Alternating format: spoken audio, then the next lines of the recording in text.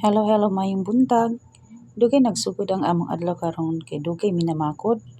Dugay minakatulog ni Litsi mga alas 3 nas buntag. Lain manggod kog mapasar sa tulog kay maglisod na gid kog balik kog katulog. Napay mga higayon nga maabtan kog alas 5 sa buntag ay hapa makatulog.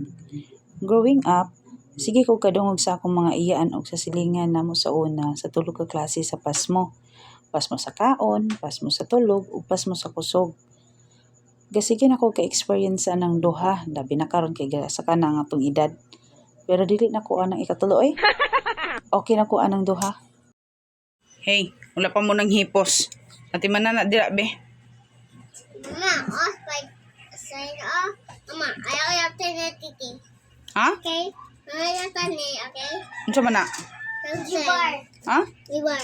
Aman, let me see. B-bar. Let me see. B-bar. Oh, B-bar. Bar Fuji 40. bar. 40 na. Fuji bar. Ah. Yaks! Oh, sige na. Sa gabi, ako na nang giwadaan ko si Bardara.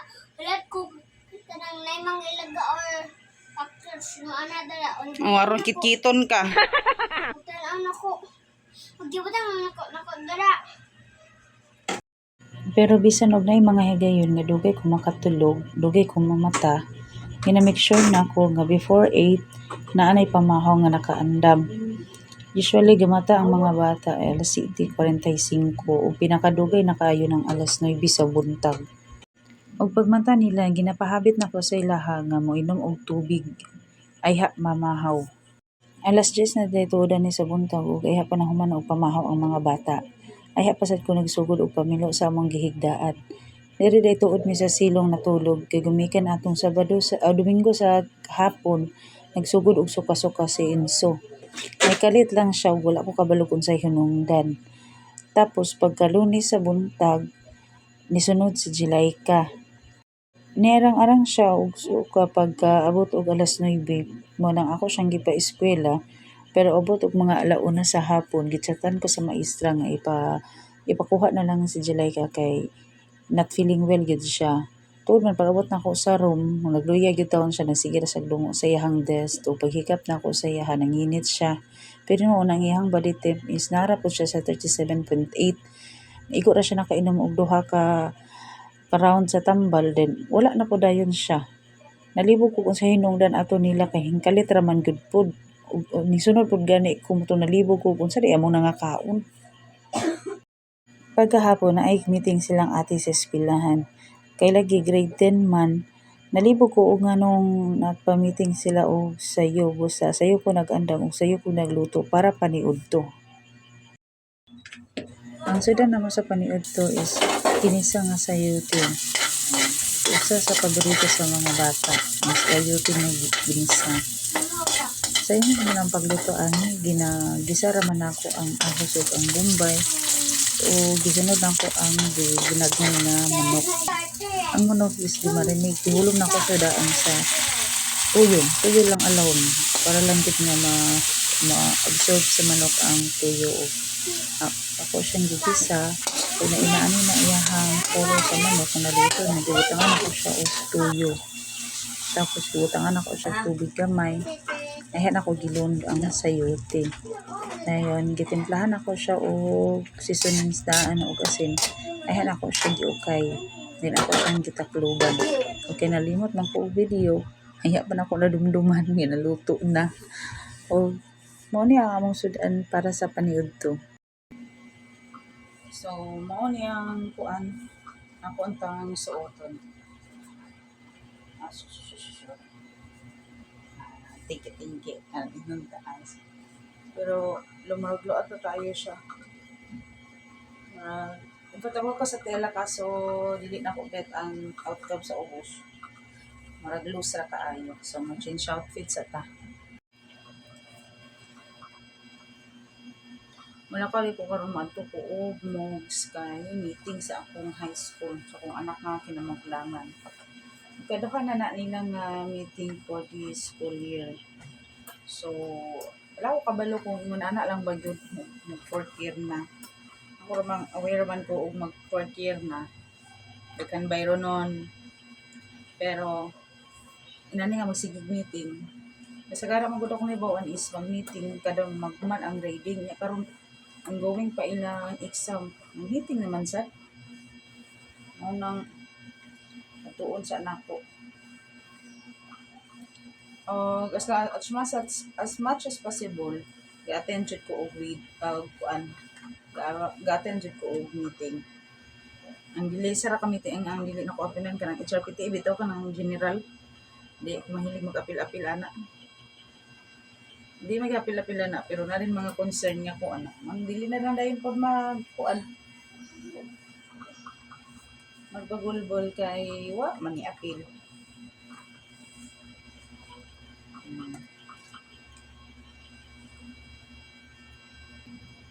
Napato siya yung mga gipang papirmahan ka ganiha. About sa souvenir nila kay lagi graduating. Graduating naman siya pag grado anang patawag ana sa una ng grade 10. Rambo to karon makonsider pa ba nga kuan ka ng graduating pagyapon interma na sa ilaha. Kaya mostly nga kung kadungog moving up naman. Na dito silang choices, souvenir, about sa souvenir, kung kuan ba, tapos kuan dayon kanang sa ilang grand ball which is 750 kayo ang amoton. Layo pa noon to pero nagpabalo na daan ng school. Kung mga sakop tulog naghulat na ko sa akong ugangan bay kay siya may akong kahangyo nga ako silang ibilin. O nakapanghawa na pud ko gamay sa balay. Ready na atong bag. Atong gignan akong anak nga sayo siya og uli kay para na ay magluto unya og sudan. 750 sir ba? Actually, 700 na last year. Though may pagbalik na mo karoon kay Loy naman ang management sa Kakay. Grabe, everything is bayaran. Lahit na ang lunch, dili na siya package. So naabot siya 300 plus thousand ang rent for kanila nga event. Na nakabook naman na dito. Sa ato lang man kung kinsay final nga mo akil. Now, since ako lang ipasabot, Mao to'y isa sa mga nangahisgutan sa maong meeting ang mga future nga bayronon nila. nahugaw na naman mo. Kumidyas mo. Taran, taran, taran, taran, taran. Nag-oras mo doon. Ha? Ising. Buta kaya niya nag-oras. Gani kamera wala. Dapat ang bulan niya. ASP ako or sa ASP mo ka, di ko pwede maagi dara. Ano man? Bawal. Kay, Di ko man ka puso. mabasa akong cellphone. Ayan na yan. Pagtuod man, pag sa meeting na maklay may padulong sa gaysano kay dito lagi daw kunong hay manakayan. Ang sa dihang pag nagbaklay-baklay niya ako sa kumanghod nga abi na ako mang snack ta dito sa Mogs kay gigutom kayo ko hapdos na akong tiyan.